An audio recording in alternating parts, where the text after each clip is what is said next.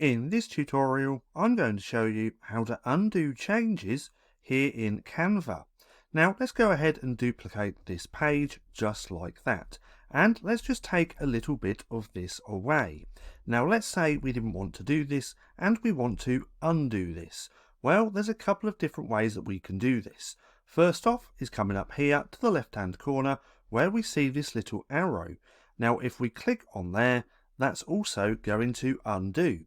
Just like that. Now we can redo the mistake as well by clicking here.